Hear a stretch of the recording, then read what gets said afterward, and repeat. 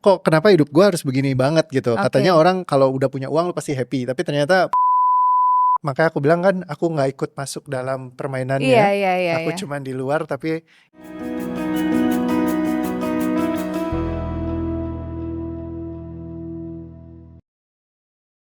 Tanya Reo, pertanyaan pertama.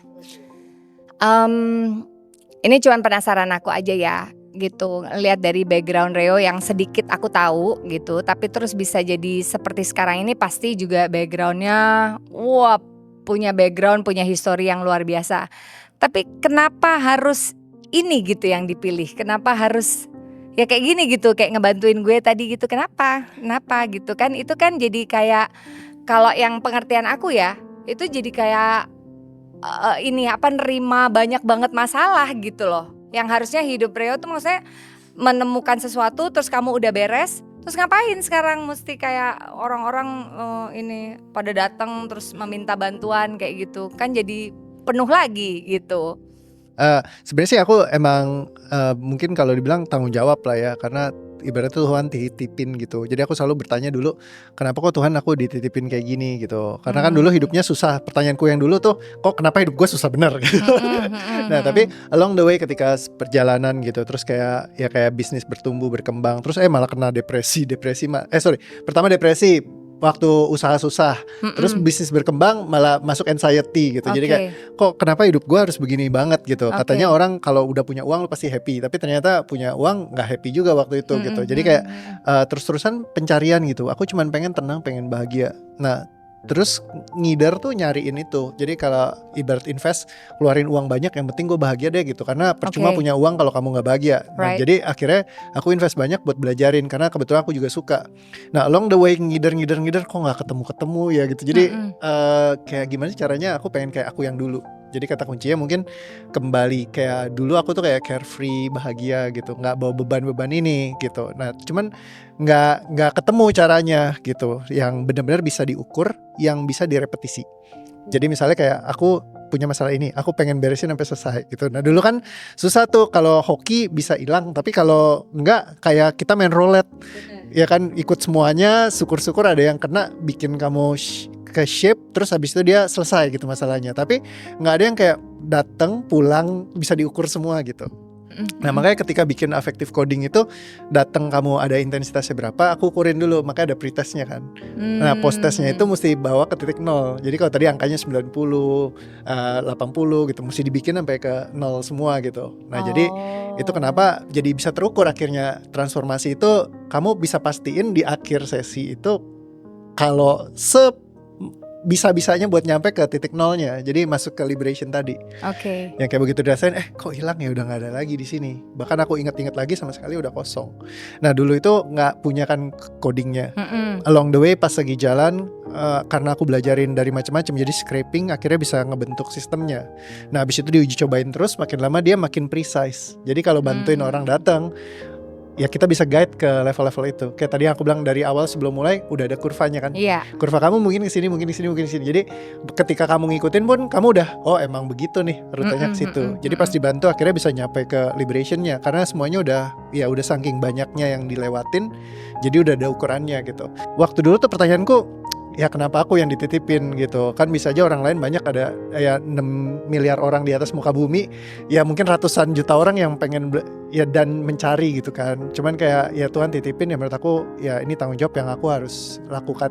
Along the way aku lakukan, kayak aku ketemu funnya sendiri sih. Jadi kayak dengan sukacita aku lakukan. Jadi mungkin ya boleh bilang ya ini sesuatu yang legacy dan ya aku lakukan dengan happy.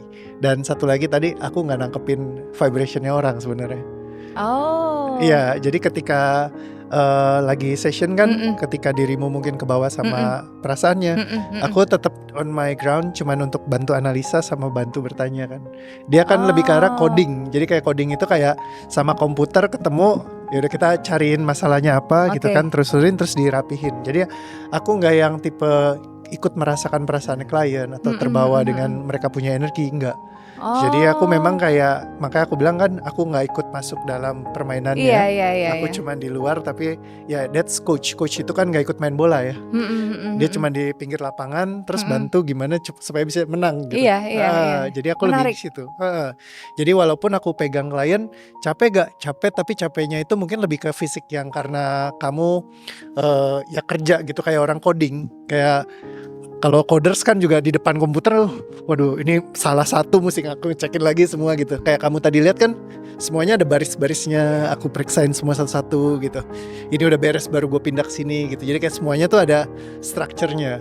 Nah jadi itu yang bikin aku bisa ya just punya space antara aku sama klienku. Karena balik lagi kalau misalkan pola tubuh kita bekerja itu sesuai dengan apa yang kita yakini, karena belief is a command to the nervous system. Kalau kita Yes. meyakini bahwa oh kalau aku lagi sharing sama orang and then nanti aku bisa nyerepin energinya mereka gitu. Nah itu beneran kita jadi nyerepin. Tapi kalau misalkan oke aku sekarang datang hadir, aku cuman buat kayak bantu dia aja, kayak nguraikan pola pikirnya. Nah dari saat itu walaupun dia cerita, aku nggak tenggelam ke dalam masalahnya mereka. Jadi aku cuman fokus, oke gimana caranya biar bisa keluar nih ya gitu. Jadi Menarik, kayak menarik. lebih ke curiosity-nya gitu loh. Karena kan Oke. penasaran ya, kalau ini kan kayak puzzle. Oke kalau Mm-mm. Nat bilang seperti ini, oke aku harus kemana ya buat masuknya. Oh dari sini nih, oh celah yang ini belum bisa, kayaknya harus ke sini. Kayak tadi awal masuk mungkin pertanyaannya gimana nih soal productivity gitu kan. Berarti Tapi ada itu dong, ada sainsnya ya.